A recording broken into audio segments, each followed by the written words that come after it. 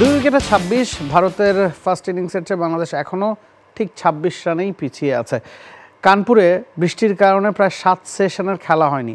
আড়াই দিনে ভারতে অনেক সময় টেস্ট শেষ হয়ে যায়, তবে আড়াই দিন বাকি থাকতে টেস্টে ফল আনার জন্য ভারত যেটা করেছে সেটা অবিশ্বাস্য বললে আসলে কম বলা হয়। টেস্ট, ওয়ানডে, টি20 বাদ দেন, একেবারে টি10 স্টাইলে ব্যাটিং করেছে এবং সে কারণেই এই ম্যাচে ফলাফলটা এখন খুবই সম্ভব বলে মনে হচ্ছে। এমন একটা দিন অপেক্ষা করছে যেখানে যে কোনো কিছুই সম্ভব। সাধারণত আড়াই দিনে টেস্টের ফল হয় না। ভারতে অনেক সময় আমরা দেখি আড়াই দিনেও ম্যাচ শেষ হয়ে যায়, তবে সেটা শুরুর আড়াই বা 3 দিনে। কিন্তু মাঝখান থেকে 2.5-3 দিন খেলা না হওয়ার পরও এই যে রেজাল্ট আনতে চাওয়ার ইচ্ছা, এটাকে কিভাবে দেখেন? অফকোর্স টেস্ট ম্যাচ কিন্তু অলওয়েজ আমরা বলি না যে এখনও কেন বেঁচে আসে, হয়তো একটা সিজনে খেলা চেঞ্জ হয়ে যায়। তো সেম যখন আমি কোনো টক শোতে ছিলাম, আমি বলছিলাম যে ম্যাচ অন কেন, স্পেশালি এখনকার লাস্ট গত 10-12 বছর যাবৎ যেভাবে মানুষ টেস্ট খেলছে, ইট ইজ নট 80 বা 90 টেস্টকে টুকটুক করে। এখন কিন্তু এমনিও অনায়াসে 400-350 রান করে যে কোনো দল। ওই জায়গাটায় যেহেতু প্রথম হচ্ছে আমি মনে করি এটা ইন্ডিয়া, তাদের অ্যাবিলিটি অনেক, এই জন্য আমি এই টেস্ট ম্যাচ অন 2 দিনও হয়। কারণ এই টাইপের পজিটিভ দল যখন তাদের অ্যাবিলিটি থাকে তারা অলওয়েজ ট্রাই করে, তাদের স্পেশালি এগেনস্ট বাংলাদেশকে আমরা এই জয়লাভটা আমাদের খুব ইম্পর্টেন্ট। তারা কখনোই চাবে না যে এটা ড্র হোক।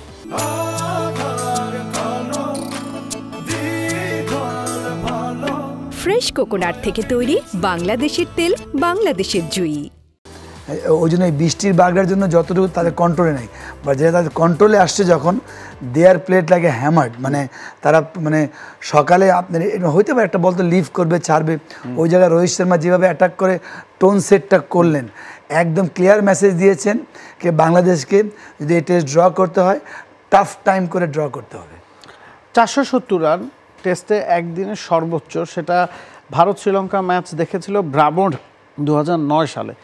437 রান হয়েছে গতকাল, 85 ওভার খেলা হয়েছে এবং এক্সটেন্ডেড খেলা হয়েছে, প্রায় 1 ঘন্টা বেশি খেলা হয়েছে। তারপরও যে 90 ওভার খেলা হচ্ছে না, এটাকে আসলে কীভাবে দেখছেন? আমরা পাকিস্তান সিরিজেও দেখেছি ওভার রেটে দুটা দলই পিছিয়ে আছে, এবারও আমরা দেখছি ওভার রেটে স্পিনাররা অনেক বেশি অপারেট করার পরও আসলে 2 দলই পিছিয়ে আছে। এটাকে কীভাবে দেখেন? বল অনেক বেশি মাঠের বাইরে যাচ্ছে। আপনি দেখবেন যে 12টার মতো ছক্কা হয়েছে, বাউন্ডারি অসংখ্য বাউন্ডারি হয়েছে। এবং টি20 আপনি বলছিলেন, আমি তো বলবো যে শুরুর দিকে যে খেলাটা হয়েছে, ভারত যেভাবে রান করেছিল, সেটাতে মনে হচ্ছে যে এটা টি10 এর একটা খেলা আমরা দেখছি। সেটাই বলেছি, 3 ওভার টি10 ছিল, ওয়ানডে ছিল এবং টেস্টও ছিল। টেস্ট ছিল কিভাবে যে আপনি প্রথম ইনিংসে তারা 9 উইকেটে ডিক্লেয়ার করেছে 285 রানে। তো সবকিছু মিলে আমার কাছে মনে হয় যে টেস্ট ক্রিকেটের আদলও এখানে ছিল, ওয়ানডেও ছিল, টি20 ছিল, এভরিথিং ইজ দেয়ার। সবচেয়ে বড় বিষয়টা হলো যে ভারত কি চেয়েছিল। ভারত কিন্তু চেয়েছিল যে কোনো মূল্যে এই ম্যাচটা তাদের জিততে হবে। এই কারণে তারা সেই ইন্টেন্সিটি নিয়েই ব্যাটিংটা করেছে।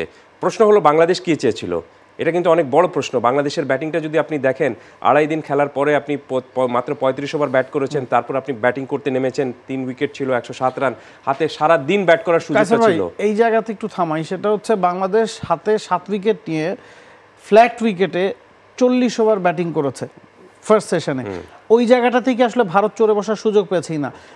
বাংলাদেশ যদি 60 ওভারও ব্যাটিং করতো, সেক্ষেত্রে কি আর এই ম্যাচে ফল আনার চেষ্টা ভারতের পক্ষে করা সম্ভব ছিল? একদম রাইটলি পয়েন্ট আপ করেছেন। কারণটা হলো যে এই ধরনের উইকেটে আপনি শুধুমাত্র বকডাউন হয়ে আপনি ম্যাচ বাঁচাতে পারবেন না, আপনাকে স্কোর করতে হবে। যে জিনিসটা কিন্তু ভারত বুঝতে পেরেছিল, যে তারা এমন হতে পারতো যে দেখতেন যে তারা কালকে যখন ব্যাটিং করতে নেমেছিল, মনে হচ্ছিল যে একসময় যে অনেকে চিন্তা করছিলেন যে সারাদিন ভারত বোধহয় ব্যাটিং করবে, কিন্তু তারা সেটা না করে তারা সময়টা ইউজ করেছে এবং তারা জানে যে এই উইকেটে আপনি শুধুমাত্র যদি টিকে থাকার চেষ্টা করেন, আপনি কিন্তু আউট হয়ে যাবেন।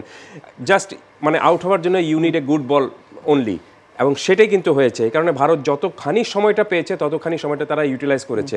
টেস্ট ক্রিকেটে আপনি 8 ওভার প্রতি 8 রান করে এটাই বুঝিয়ে দিচ্ছে যে তারা আসলে প্রত্যেকটা ওভার এবং সময়টা খুব সুন্দর করে ইউটিলাইজ করতে চেয়েছিল। এটি হলো একটি দিক। আরেকটি দিক হলো যে বাংলাদেশ যা কি করতে চেয়েছিল, আমার কাছে মনে হয় যে বাংলাদেশ ক্লুলেস একটা ব্যাটিং করেছিল, এক্সেপ্ট মমিনুল হক। যে মমিনুল আপনি সারাদিন এখানে ব্যাট করে সেঞ্চুরি করতে পারেন, দলের আরেকজন ব্যাটসম্যান কেন আপনার 50+ রান করতে পারবেন না? সো বাংলাদেশ যদি এই একটা যেটি বললাম যে ক্লুলেস ব্যাটিং করেছে, দেখেই কিন্তু আপনি মাত্র 126 রান করেছে বাংলাদেশ, কিন্তু 34 ওভার খেলেছে। সব মিলিয়ে যদি আপনি যোগ করেন এখানে প্রথম দিনের সঙ্গে পরের দিনের 39 ওভারে আপনি মাত্র 126 রান করেছেন, 7 উইকেট হারিয়েছেন।